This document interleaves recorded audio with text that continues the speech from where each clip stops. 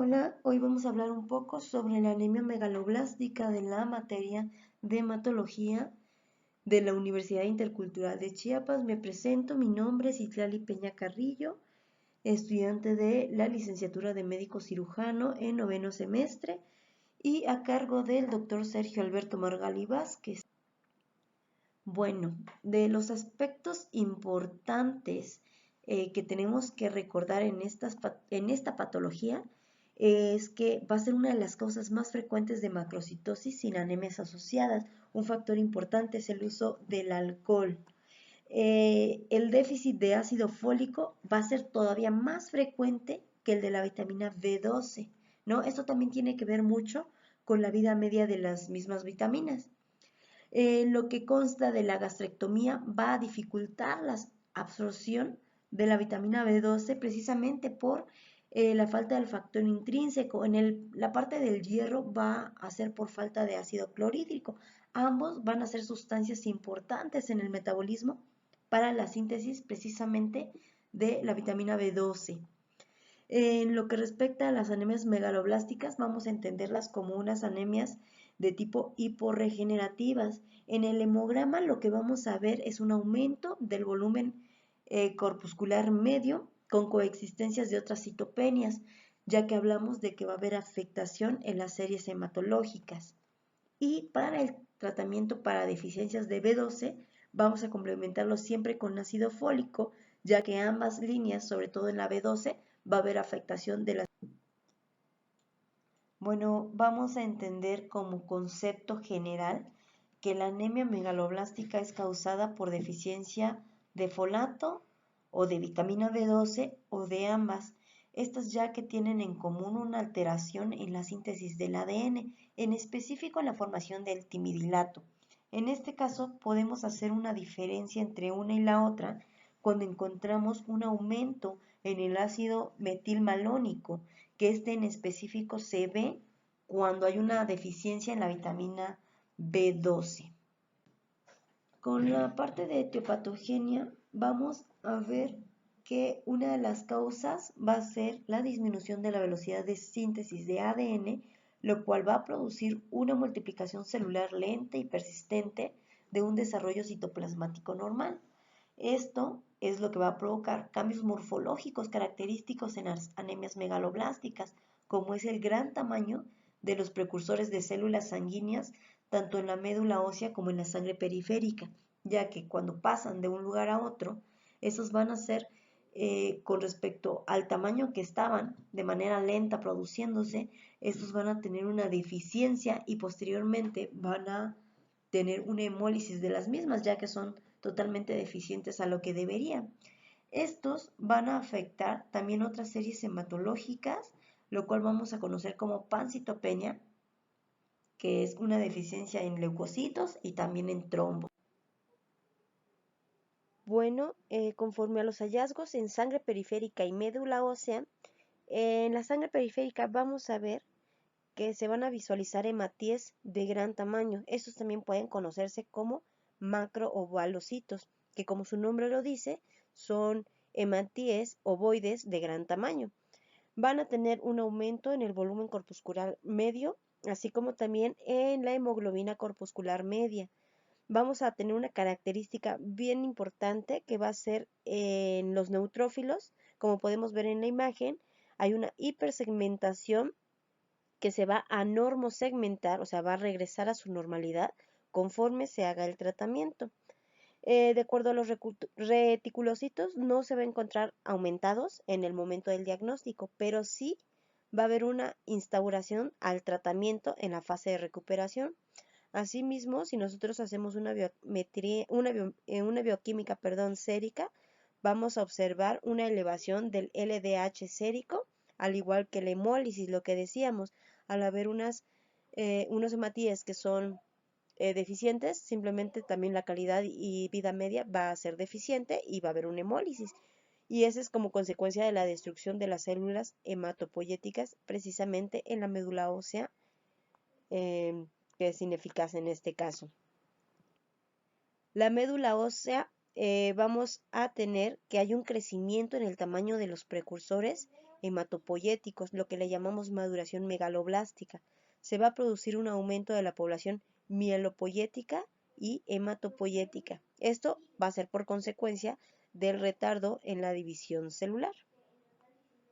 Ahora, las anemias por deficiencia de vitamina B12 en específico, vamos a ver que los almacenes para empezar de vitamina B12 se van a situar fundamentalmente en el hígado. Y su nivel es tan elevado que la deficiencia realmente puede tardar años en producirse. Por eso, más adelante vamos a hablar en qué tipo de pacientes generalmente los encontramos. Y como así recuento rápido, los vamos a encontrar sobre todo en pacientes mayores a 60 años. Entonces, mediante la acción del ácido clorhídrico y la pepsina, que van a empezar primero el desdoblamiento, se va a producir la liberación de la cobalamina en todos estos alimentos que nosotros ingerimos. Esta se va a unir a lo que es el factor intrínseco que se van a producir en las células parietales y van a llegar hasta la parte terminal del ilion, donde ahí se va a absorber y el plasma ahora sí que se va a unir hacia el plasma y es donde en la sangre se va a unir a otro que va a ser la transcobalamina. ¿Qué es lo importante de esta parte? Que la transcobalamina importante para nosotros de recordar va a ser la tipo 1, porque la 1 es la que nos va a transportar la cobalamina y va a hacer la entrega hacia los tejidos. De más visual, vamos a ver que aquí el alimento ingerido va a ser la primera parte de ingesta y obtención de la cobalamina. Esto, para empezar, tenemos una deficiencia si hablamos de pacientes que son estrictamente vegetarianos, ya que la vitamina B12 la encontramos en alimentos de origen animal totalmente. Entonces, va a entrar la cobalamina, va a ser su desdoblamiento, va a quedar libre y aquí es donde el ácido clorhídrico va a hacer esa función de hacer el desdoblamiento. Acá también se va a producir lo que es el factor intrínseco, pero en este momento no se va a unir al factor intrínseco, se va a unir a un receptor que se llama una proteína R. Como podemos ver en el dibujito, se va a unir a la proteína R, va a viajar por todo el duodeno y va a llegar hasta la parte terminal. Es ahí donde llega al ilion y entonces vuelve a hacer el desdoblamiento, se vuelve a separar gracias a lo que es la función de enzimas pancreáticas. Por eso es tan importante también la función de las enzimas pancreáticas. Esta se va a desdoblar, esta se va a unir al factor intrínseco que se elaboró en las células parietales y esta va a hacer conexión con los receptores que hay en la mucosa del ilion, en el terminal. Y entonces esto va a dar entrada hacia la cobalamina, hacia la parte plasmática, ahí se va a volver a desdoblar y entonces esta va a entrar en contacto con otro transportador que lo va a llevar, que va a ser la transcobalamina tipo 1 y la va a llevar hacia los tejidos que se requieran. Ahora vamos a hablar sobre la etiología. Esta puede ser, como lo que hablábamos hace un momento, la disminución de la ingesta cuando son dietas de vegetarianos estrictos. El detalle es que no hay ingreso de esta vitamina porque no consumen carnes, lo que son productos de origen animal. La disminución de la absorción se va a referir a deficiencias de factor intrínseco. Habíamos hablado que el factor intrínseco se realiza o se lleva a cabo dentro del estómago, entonces se va a ver afectado si tenemos una gastrectomía, una anemia perniciosa, ¿no? Que va a ser una de las causas más frecuentes de mala absorción de la vitamina B12 por precisamente el deterioro de la mucosa gástrica. Las alteraciones intestinales, sobre todo en la parte del ilion terminal, donde vimos que se hace la conexión para que ingrese la cobalamina con el factor intrínseco, que puede ser desde en enfermedades celíacas, en enteritis regionales, en resecciones intestinales, en neoplasia, en procesos granulomatosos o infecciones, ¿no? Como la treperima. Con respecto a las bacterias y parásitos, tienen que ser que consuman cobalaminas a estos síndromes, o a este síndrome se le va a llamar asa ciega, que es por un sobrecrecimiento bacteriano precisamente. Y en la deficiencia de receptores ciliales para el factor intrínseco, lo que decíamos, como pasa en algunos síndromes. En insuficiencia pancreática exócrina por el déficit o inactivación de la proteasa pancreática, habíamos hablado que esta es la que le ayuda a poder separarse la cobalamina de lo que es la enzima pancreática, lo que es la proteína R, y posterior poderse unir con el factor intrínseco. Algunas ingestas de fármacos como son las biguanidas, la colchicina, la neomicina, los anticonceptivos y algo bien importante que habíamos mencionado al principio, como el uso del alcohol. Y en última instancia vamos a tener las alteraciones en la utilización, como es la inactivación de la vitamina B12, almacén mediante el óxido nitroso de las anestesias. En la clínica, además de las que ya fuimos hablando un poquito, y de las alteraciones sobre todo hematológicas, no solo va a afectar lo que es la serie roja, sino también al resto de las otras series hematopoyéticas. Entonces va a haber ciertos trastornos, en estas vamos a hablar de las alteraciones digestivas como de las alteraciones neurológicas. En las digestivas podemos encontrar, como vemos en la foto, una glositis atrófica de Hunter y mala absorción por afección de la mucosa intestinal. En las afectaciones neurológicas, que son precisamente motivadas por las alteraciones en la mielinización, ya que la vitamina B12 va a participar en la formación, de una sustancia para la formación de la mielina. Entonces, las alteraciones neurológicas más frecuentes van a ser precisamente las polineuropatías.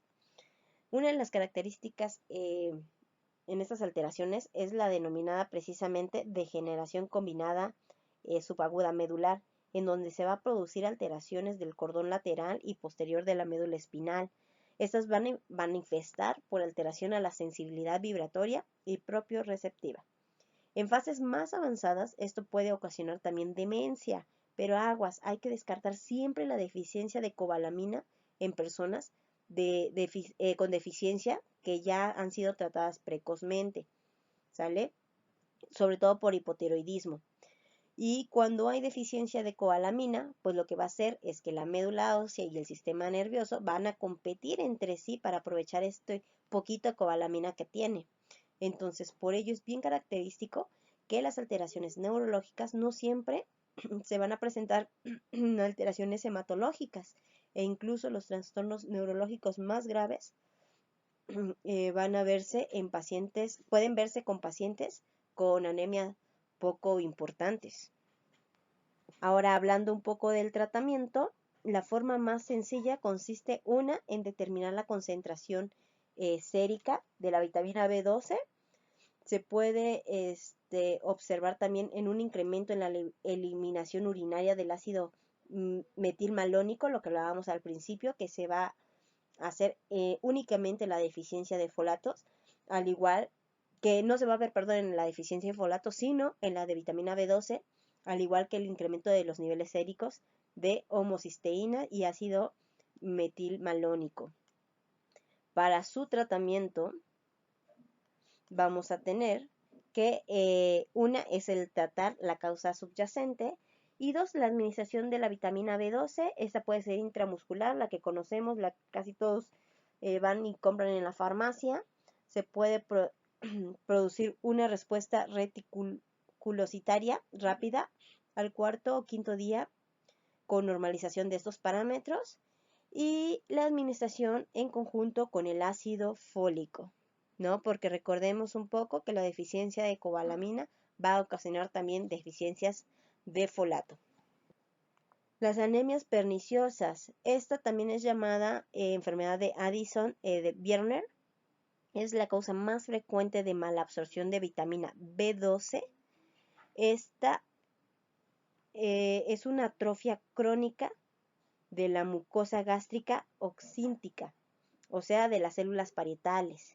Entonces, eso es de origen autoinmunitario que va a conducir a una ausencia de la secreción del factor intrínseco, súper importante para el metabolismo, y del ácido clorhídrico, puesto que la cobalamina solo se va a absorber unida al factor intrínseco en la parte del ilion terminal. Entonces, esto va a producir una mala absorción de la misma, dando su deficiencia.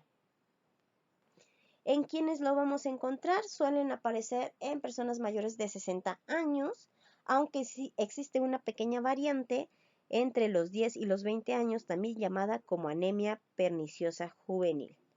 Nada más como dato extra, lo vamos a encontrar en razas del norte de Europa y afroamericanos sobre todo, y presentación de agrupación familiar. En la etiopatogenia, se trata de una destrucción autoinmunitaria de las células parietales gástricas.